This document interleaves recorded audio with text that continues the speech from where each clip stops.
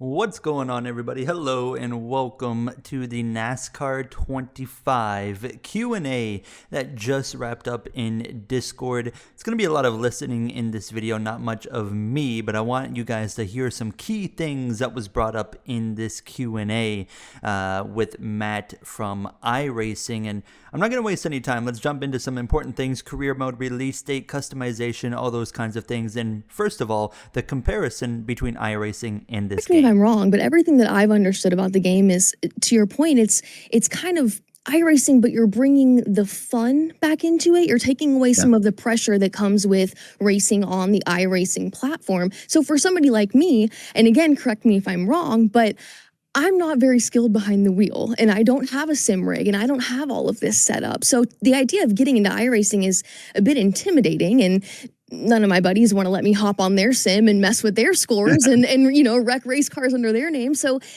is this something, again, for somebody like me, that I could have a little more fun with it, with a little less pressure? That's my understanding. Was that the goal here?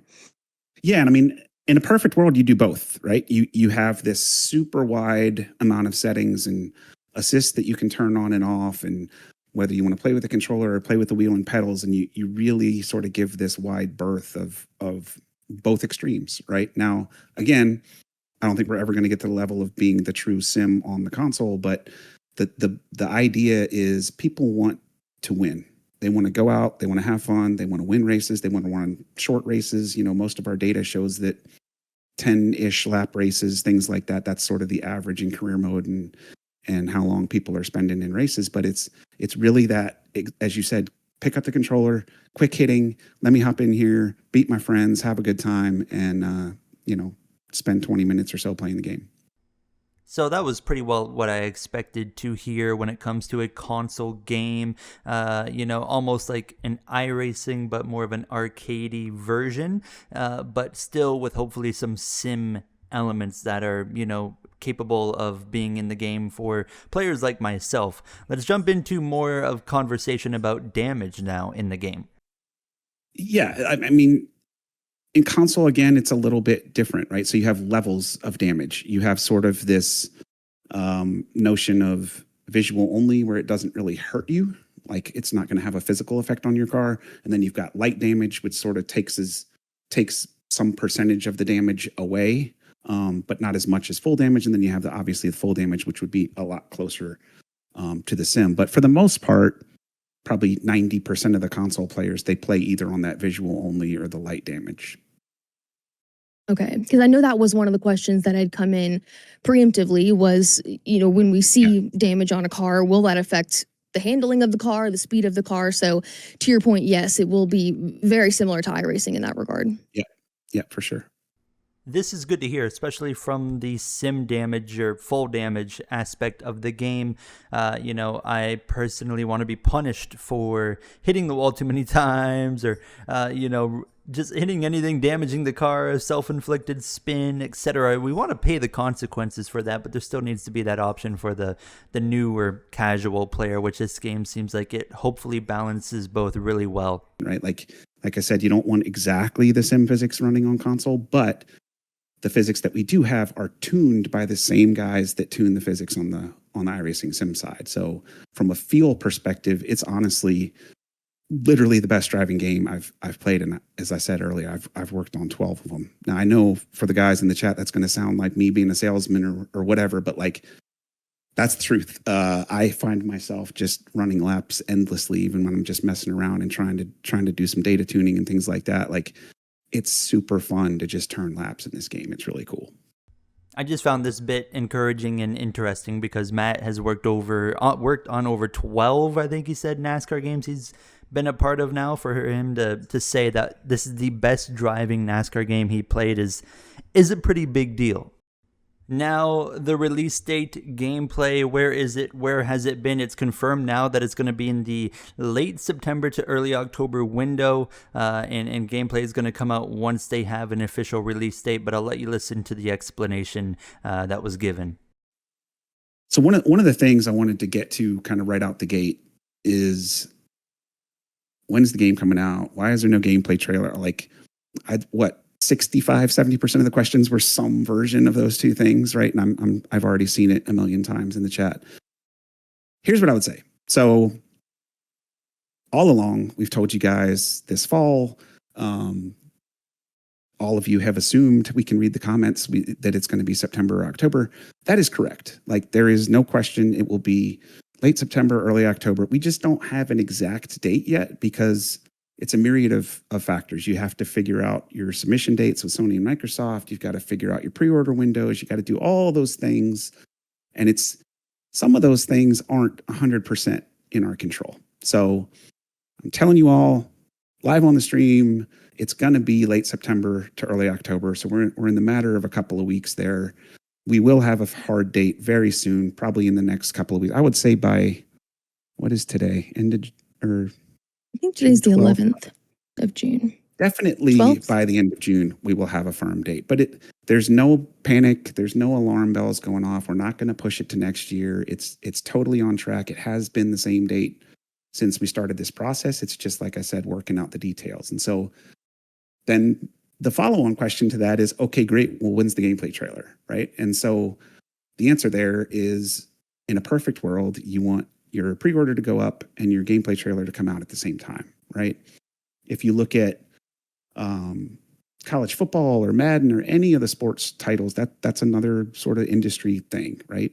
I know the guys really well who worked on the reboot of college football. I used to work at that studio for almost 20 years, and they worked on the reboot for a little over 2 years. And the first gameplay trailer they put out was a month before they shipped the game, right? So all of these things are sort of normal process and due diligence things that we're just working through. And again, I think there's an element of, we want to make sure it's right as well. And so what every game developer in history has learned is there's no benefit to showing a game too early. That much we know. And, we just want to make sure that it's to the level that it needs to be, lines up with pre-orders, and we sort of get all of our ducks in a row. Not really surprising anything that I heard there. I know a lot of people have been concerned that we don't have any gameplay yet, but you look at sports games in general, and NASCAR is a sports game. This is a very normal situation where gameplay doesn't come out until really close to the release of the game. This is nothing out of the ordinary whatsoever. So I haven't really seen any concern yet, although I know I'm just like you guys. We all want to see some gameplay. Now, what I've been looking forward to some most is a little bit more of a deep dive into what to expect with the career mode. About what to expect would be the career mode. How extensive is the career mode? What are some of the options? Is this driver only? Can we own race cars? Can you give us a little bit of insight as to what we're going to potentially see there? Sure. So there's going to be, the general structure is similar to historically sort of what we've done, right? You're going to start your own team, build your own paint schemes, really sort of start in your backyard garage, right? Your first opportunity is going to be in an ARCA car, work your way through trucks to Xfinity, all the way up to Cup. So the general structure and the general goal is going to be similar to what's been in the past. What's different is a lot of the presentation elements, so I'll give you one example. The point of these things is to not spoil the whole game either. So we're going to kind of do drips and drabs here, but I'll give you one example, which is something that I think is really cool. And I don't remember this ever happening in a console game, but when you get to the point where, let's say you're running a truck and a Cup car at the same time, and you go to a track where all the events are at the same track, instead of race weekend sort of just being focused on an individual series and you're kind of bouncing back to the career main menu, everything's going to be in that race weekend. So when you first go in there, you're going to see like, oh, I have Cup practice, and then I have truck qualifying, and then I have Cup qualifying, and you sort of run those events all in a row, just like they do in the real world. And so that's a pretty big departure from what we've done in the past. Presentation wise, there's a lot more cutscenes. There's a lot more pre-race sort of emotion, and we use these words, immersion and emotion. That's what it's all about, right? We really want to focus on what does it feel like to be an actual driver at the racetrack on race weekend. What are the emotions you go through as you go through all these stages? So tons and tons of presentation differences. And then I think the big one that, again, I just want to tease and not give away too much, but there's a notion of turning points in career, and we present those to you through a really unique system featuring Dale Jr. and some of his podcast stuff that he does. But the coolest part is you're only going to get maybe 3 or 4 of those in your entire career, right? But from a replayability perspective, you could then go back and play career and have these sort of big moments happen differently every time you play career, right? And so an example would be maybe you've had a string of a couple of bad races and your PR agent comes on after one of those races and she says, hey, you've got this opportunity to go be in a movie, right? And the movie's going to give you X number of dollars, maybe some reputation points, or maybe something to help you down the road. Or you could go to the shop and you could spend some extra time at the shop this week, and that might build the relationship with your crew guys, and that may make your car a little better for that weekend, or make your pit stops a little faster because there's some camaraderie going on. Like those kind of like A/B decisions that have a risk reward mechanism and have some benefit to you down the road in career. Those are all brand new as well. So we get more cutscenes, this thing called kind of turning points where it's almost like you're going to have a big moment, and Dale Jr. is going to have a bit of a podcast scene where he's probably talking about you. That's actually pretty cool. I'm not really surprised by that. I always wanted to see some kind of way for NASCAR podcast to work itself into a career mode through like cutscenes, and it seems like we're getting that now. And of course, Matt talked about the progression, and the one thing that I didn't like that I heard is there's no mention of racing for actual teams. It's all building your own team up through the ranks, through ARCA, Trucks, Xfinity, and Cup. And I strongly disagree with the decision to force every player into a situation where only 3 drivers in the Cup Series have any team ownership, and you're forcing us into the pool of 3 drivers instead of the other, 30 plus. Give us both options. You could have done it, and it's still not fully confirmed. I asked myself, can we race for actual teams? I did not get an answer, unfortunately. But he didn't say no, but he just didn't say yes either, didn't mention it. So it's still up in the air, but I think it would be incredibly, and just a really unfortunate situation to force us into that ownership throughout the entire career mode. I'll be the first one to be modding the game to have a real team on my car. So the final bit I'm going to play here is just about DLC expectations and paint schemes, which they said by the end of the game cycle, there's going to be over 400 paint schemes in the game. So things like DLC, what can they expect to be able to download to improve the game? Yep. So primarily paint schemes. Obviously, the paint scheme sort of economy in NASCAR is crazy. It's not like the old days where they, basically run the same paint schemes, but there's entire races like Darlington that are dedicated to throwbacks or different styles of paint schemes and things like that. So we're going to have a ton of those. I think it was over 400 paint schemes that we expect to have this year by the time we're all said and done. But you'll get basically one paint scheme per driver. There'll be a couple extras for like the cover guys and things like that on the initial launch, but all the rest of them will be through either the gold edition or you can buy individual paint packs separately. But those will start to trickle out after launch. We haven't even started on a lot of them yet, but definitely a lot of paint schemes. The other thing that's new is we haven't done this before, but getting things for career mode that could help you, right? So a golden part that might increase your engine performance, or your golden chassis or golden suspension part, things like that. The notion of some extra cash as like a pre-order incentive with helping you start your career a little faster and helping you get money to start your R&D process on your cars a little faster, things like that. Going back quickly, you mentioned paint schemes. There were some questions along the same lines of helmets and fire suits and any ability to customize those. Will there be DLC in regards to those?